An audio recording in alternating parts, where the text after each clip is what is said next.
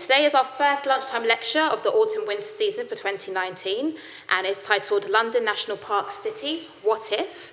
And today's speaker is Steve Pocock. Steve Pocock is a community campaign coordinator at the National Park City Foundation, having been a key member of the 5-year campaign to make London a national park city.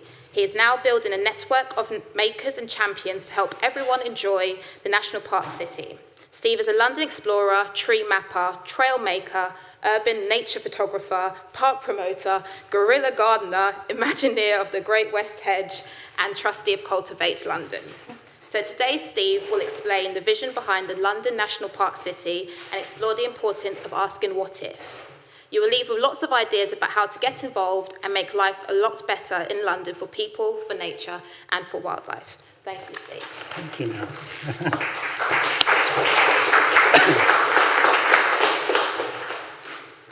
Hello, good afternoon. Thanks for coming along.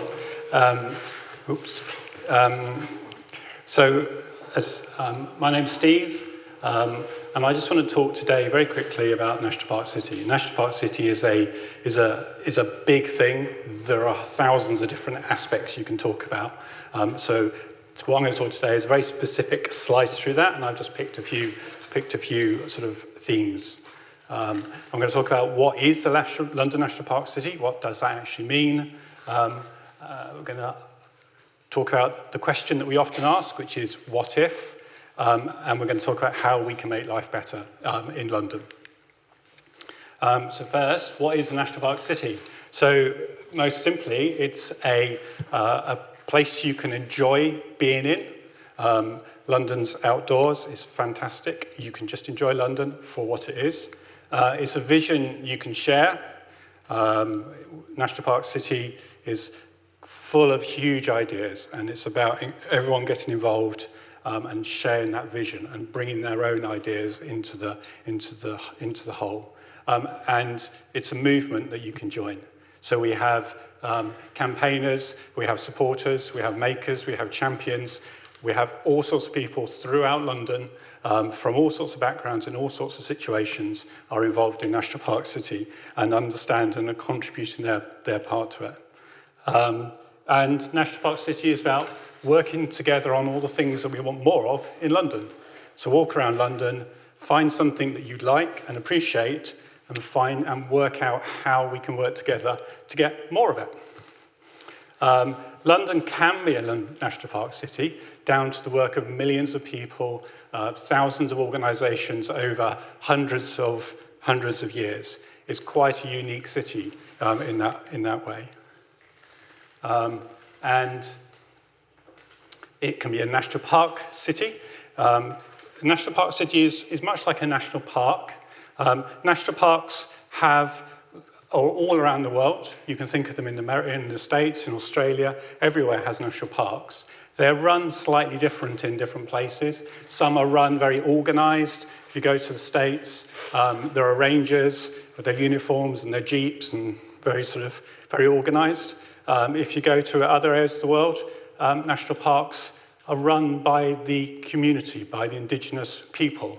And they generally can be summed up as people of the community working together to look after where they live for better conservation, better enjoyment of where they are, better health and prosperity. So people in the Lake District take a lot of pride in the fact that they're part of the national park and they take advantage of that to bring tourism to celebrate their landscape.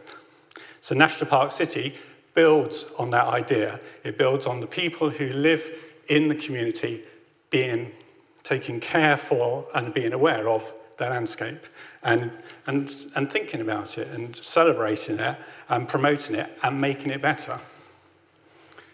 So London can be a national park city because of the history. And I'm going to run through very quickly a few examples. So London has a national nature reserve in the form of Richmond Park. There's Pen Ponds there. Just over there is King's Oak, which is 900-year-old oak. It has public parks through the history. As London expanded, as the suburbs were built, the Victorians especially were very keen on making sure they had parks. It has woodlands still out in the suburbs. It has woodlands, it has private woodlands, it has public woodlands. This is Crystal Palace. There's the mast. There's Sydenham Wood. You can see the city in the distance, the London, the dome, the O2 dome in the distance. It has 300 farms in London. This is Mudshoot Farm, and it's in it's right next to one of the most expensive pieces of real estate in Europe, and we've just got a farm there. That's very London. Obviously, it has a huge number of gardens, 3.8 million gardens, we're told, which is about 24% of London is garden.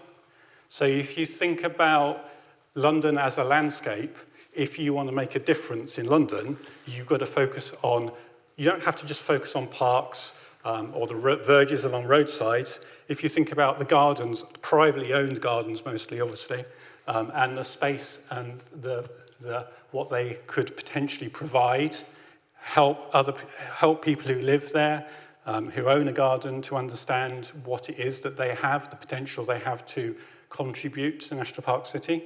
So it's very much a key part of National Park City is private space as well as public space. There's probably a stream running through under there somewhere, but you can see. Though front gardens are suffering, back gardens are generally still doing okay.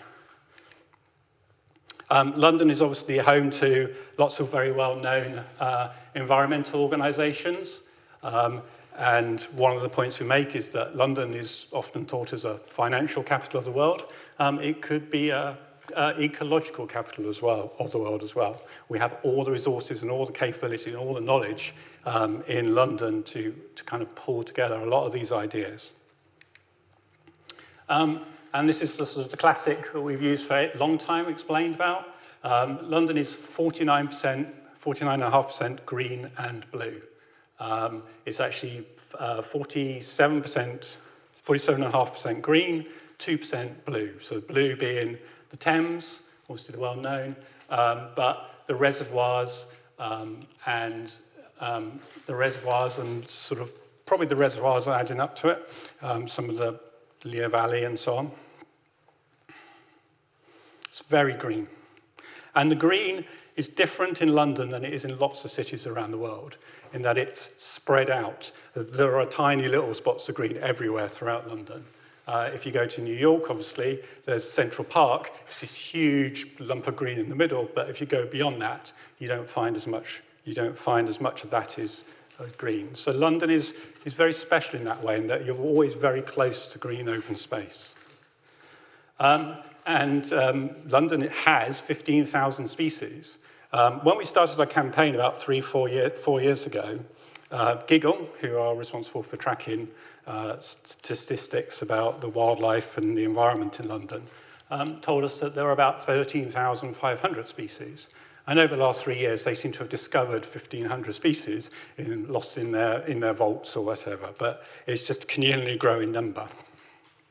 Obviously, there are 2 species of seahorse we talk about in the Thames. Stag beetle. People are kind of split on stag beetles. Lots of people love them. Some people don't quite like them. And London is packed full of things to do. There are over 50 canoe clubs in London, on the canals, on the rivers, around Docklands. There are sailing clubs, obviously, as well. There are hundreds of kilometres of signposted footpaths, and you don't necessarily know about them, but they're there. And obviously, there's public transport. And one of the points we make is that if you go to the Lake District, you'll struggle unless you have a car to go and see most of it. But in London, you can get to most of the green open space, the hilltops, the rivers, and walk along the rivers and so on, just by using a tube or using a bus, which is fairly cheap. And most people in London could do it. And as I said before, there's usually open space, green space, a river very near you. So quite often you can just cycle or walk there. You've noticed that we've talked about what's worth about celebrating about London. And we can summarize it as the landscape, the unique landscape of London, just the sheer volume of green space, open space, blue space, the wildlife that we have, the huge number of species that we have, the accessibility, that's really critical, the diversity, so diversity of landscape, the diversity of where people live, flats, semi-detached houses, houses with huge gardens, diversity of people, languages spoken, ideas. Everybody has different ways of seeing things throughout London. That's really important. And we do have an outdoor culture in London.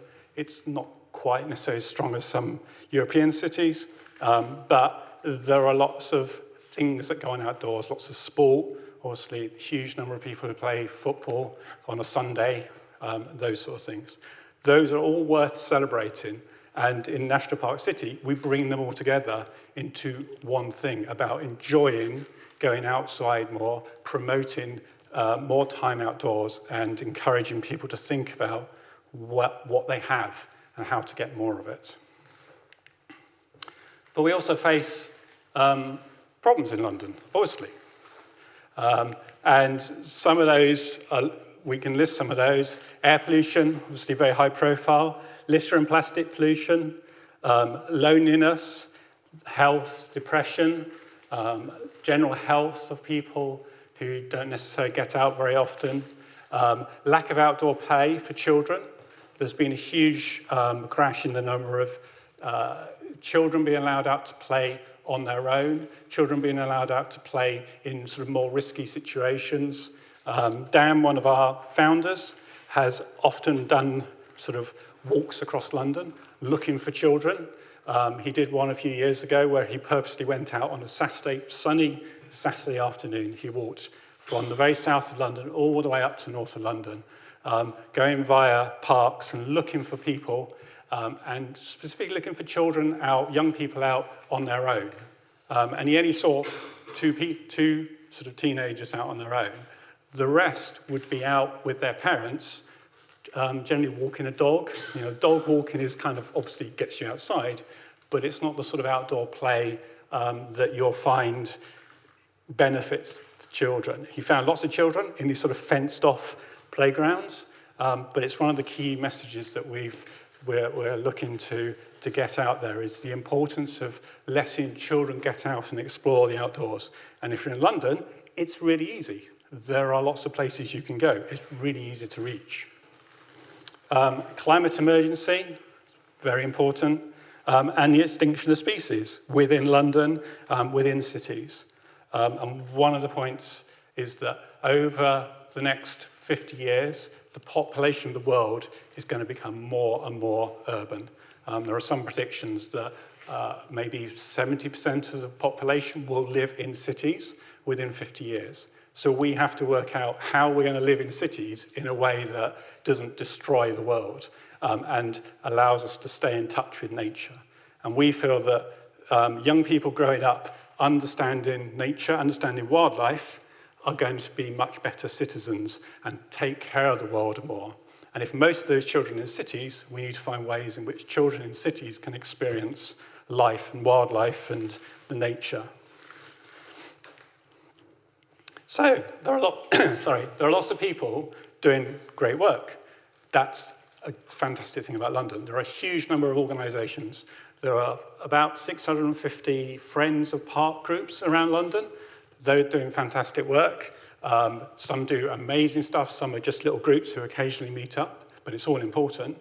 There are environmental organisations. There are residents' associations. There are people who look after streets. And National Park City wants to celebrate those, but build them up and help everybody around London understand all the opportunities that are available to you.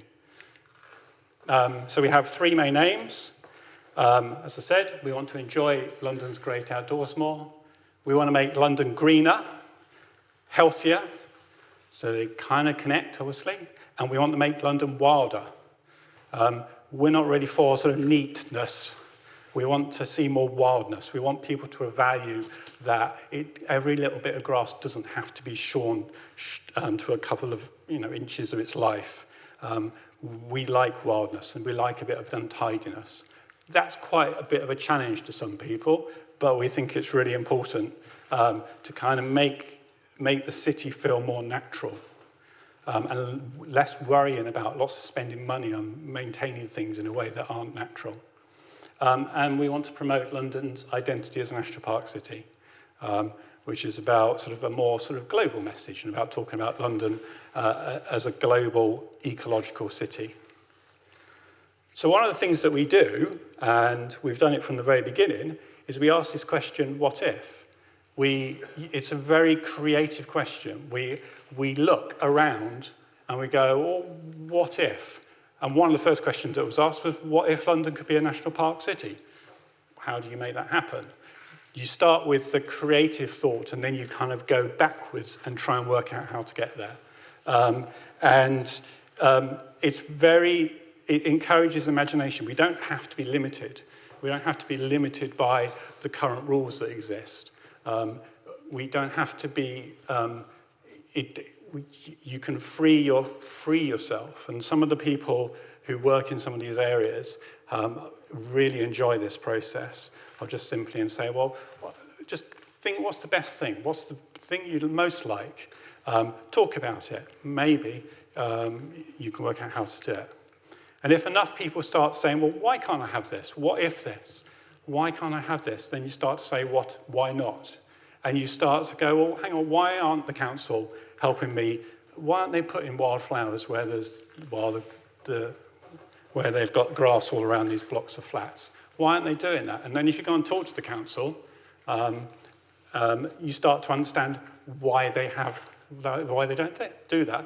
And you start to understand some of the reasons. And some of the reasons are sort of old rules that they have or particular ways of working that they have.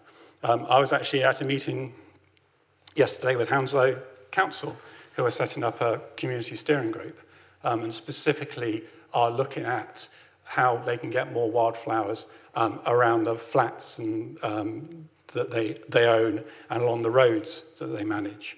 And there have been a group of about 3 or 4 people who've been asking for this for about 4 years.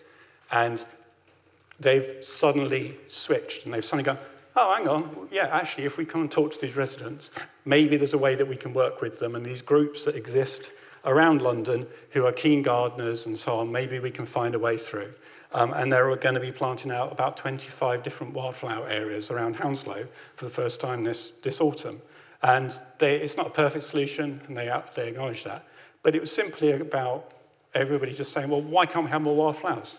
And the council going, well, we're not quite sure, really.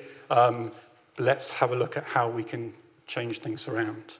So you have to ask questions, and that's what the what if does. It's a way of creatively asking, how can we make things better? How can we have more of what we like?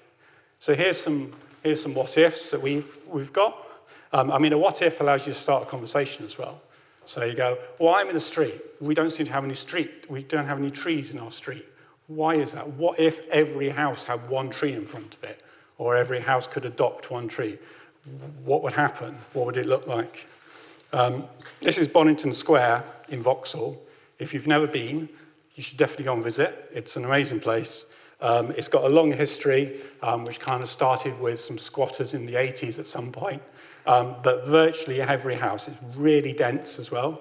No houses have front gardens. They all, the front doors all go straight onto the pavement. The roads are very narrow.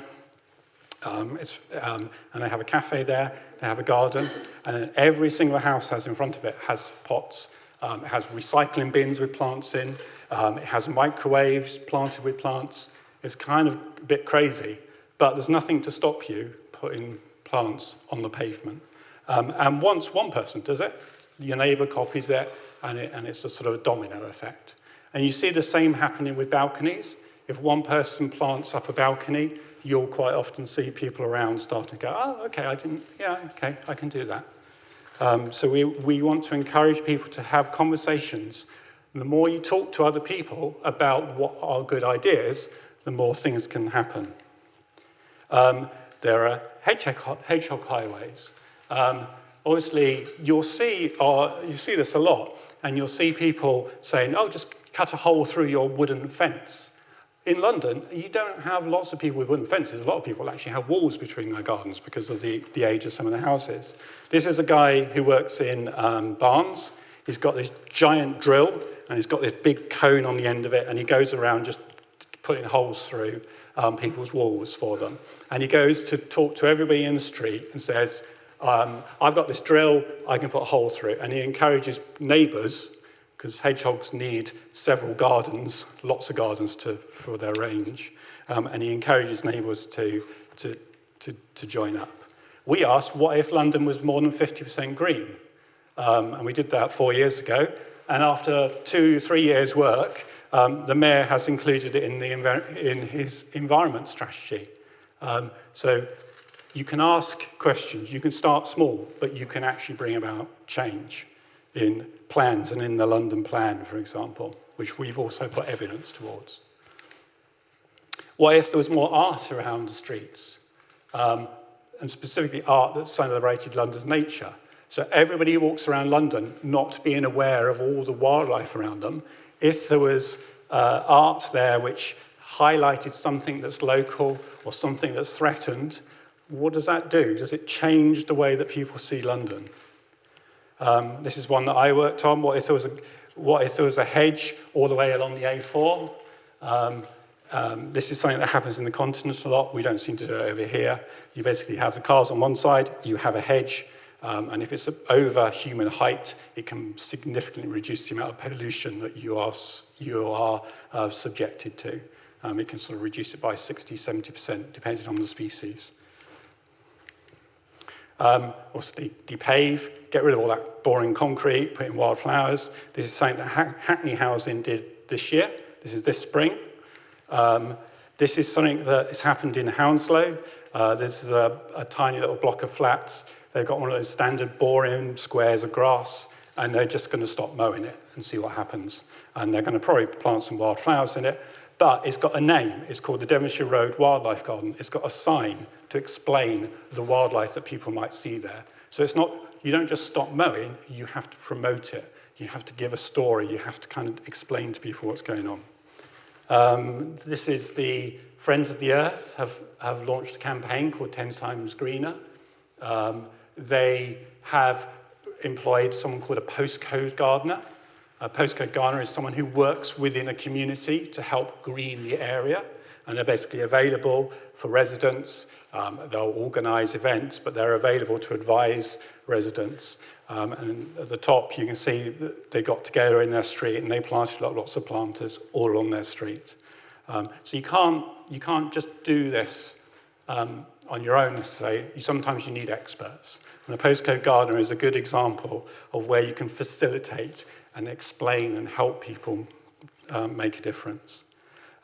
This is why can we have more hills in parks? This is North Haller Fields, which is along the A40. When I first moved to London, I actually lived in a house on the other side of that, but it wasn't there when I lived there, because it's the remnants of when they built the new Wembley. And they've all been piled up into these huge hills, which you will always see people at the top of staring out across the views. And one idea is, why can't we have more hills in parks around London? It's great for exercise. People run up and down them. They ignore all the spiral paths. They just go straight up and down. But again, it's just a sort of question. We asked, why can't we have a map of London's green spaces and blue spaces? We asked that about 3 years ago. It took a lot of work. It took 600 man-hours of work, person-hours of work, sorry. It's the most complicated map to the printers who print the Ordnance Survey map. And it exists now, and it's existed for 2 years. It's huge, and it's got everything about London, and it's got lots of interesting information on the back of it as well. If you go to our website, you can order one of those for free. I haven't got any here to give away, I'm afraid. But that's really interesting. It's a different way of looking at London. It doesn't have any roads on it, doesn't have any buildings, it just has green. And you'll be surprised how much green there is. Why can we have climbing walls on high-rise buildings? Nothing to stop it. So some of my personal what-ifs are about people becoming more aware of what's around them in London. So in modern life, you spend a lot of time staring at your phone, walking on the street, staring at your phone at the same time. Kind of crazy stuff, but you don't actually notice. And I was sat out there just before coming in here, and there are little plants in the gaps between the paving stones. You think it's a very hard space out there, but there is actually life growing up through there. So one of the things that we encourage people is just to sit and take notice. Just notice. Take notice of what the tree outside your house or flat is doing through the year. Take a photo of it once a month for a year. You can actually understand that there are seasons in London. How many times do you think about seasons in London? So I really like art in London. That's ATM, who does a lot of art specifically of threatened species, and he does a lot of his work around London. This is Jasmine, who's one of our champions. She's kind of very interested in how people in London relate to wildlife in London. Some people hate foxes, some people love foxes, and she's really interested in why that is. And she argues that foxes are just trying to live their life in the same way as we're trying to live their lives. I think that being able to kind of name things, identify things in nature is really important as a first step in being able to protect it, being able to name places in the landscape. This is something I've done personally. This is a thing called Tree Talk, which allows you to generate trails, visiting street trees around London, using data that Giggle and the mayor have generated. You basically put a starting point, an end point, and it will take you on a trail visiting lots of different species of trees, so you understand what you've got, and you understand about trees. We love iNaturalist, which is a little app you can use to take photos of insects or plants or anything, and tells you what it is. You don't have to spend hours and hours looking up in books. It tells you what it is. It's really important for people nowadays. Just get out and figure out what it is. That's some of the data. And so we spent the last 5 years campaigning. On the 22nd of July at a summit, London National Park City was declared. London was declared a national park city at City Hall by the mayor. A number of organisations from around the world came along and signed the charter. And so now we had a celebration, which was so we signed the charter, which is a new thing we've been working on for the last 3 years. And the Charter of the National Park City is basically a thing that cities around the world will be able to sign up to. It's literally one page, and it sets out beliefs and goals and understanding. And it talks about people. It starts from people. It starts from grassroots. It talks about people's lives, health, and well-being. It talks about wildlife and trees. It talks about people spending time outdoors, culture, more culture outdoors, relationships with nature, improving relationships with nature, really important, and spending more time with each other outdoors, talking to more people outdoors, having more events outdoors where you can actually talk to each other. All those sort of elements go into the Charter. And the mayor has signed this. All the organisations in our network have signed up to it. And then cities around the world are going to be signing up to become national park cities by signing this charter in the same way. Just very quickly, we had a launch festival, which was in July. It was sort of 10 days of events. These are some of the headline events. National Park City rooftops, where people are invited up onto the rooftops. National Park City Forest in Epping Forest was one of my favourites. It's basically a musical installation in Epping Forest. And you could walk around, and there's some interesting music going on, which was reacting to the environment.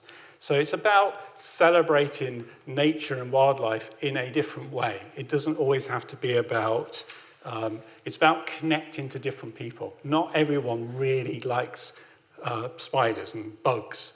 They have different ways of seeing the outdoors. National Park City wants to find all those different ways that people interact with the outdoors. And these were some of my favourites. These are just little local groups who went and did something for National Park City Festival. Up in top right-hand corner, Ealing Wildlife Group is just a couple of people who know their nature, and they take people out, and they went and did bat walks. They did sort of dusk walks just around the parks.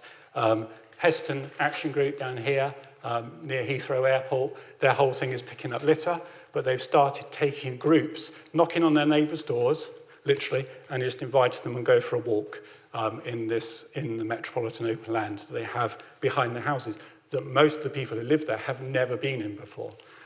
So they just go, oh, do you know that this is out there? And people are scared of it because it's long grass. And it's about encouraging people just to think about the outdoor space in London. It's about art and children having fun outdoors. It's not just about parks. That's it. So to get involved, simply enjoy more time outside in London. We have a maker paper, which is here. You feel free to take one or more of these. Take a couple if you want to give something to a friend. It's full of ideas. It talks about a lot of the what-if ideas that I've talked about today. If you're used to going outdoors, if you know nature, if you are lucky enough to be able to identify things you see and appreciate the things you see, then please invite someone else with you, someone who may never have done that before. Go for a walk. We always go for walks with National Park City, and you'll be surprised what happens. And people just don't think it's something that you can do in London. If you take somebody with you, they'll suddenly be, the world is revealed to them, and they can see, they can do things, they can realise they can do more. Ask what if about your street, about your local area, but most importantly, once you've asked that question, go and talk to someone else about it. Talk to your neighbour about it. Say, well, do we have to have this huge fence between us? Could we have a hedge instead? What would that look like? Could we just do it? What's stopping us from doing it? Those sort of conversations. Why do I have to stare out at this empty tree pit? Why don't I get together with the 4 houses around and just contact the council and say, well, why can't we have a tree in that tree pit? Very much about bringing together and connecting together. And then if you want to hear more, we have an event on the Saturday 19th October up at Conway Hall in Red Lion Square in Bloomsbury.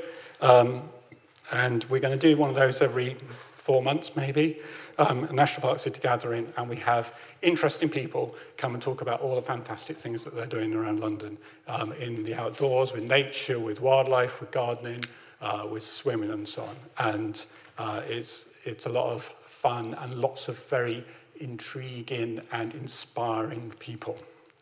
That's it. Thank you.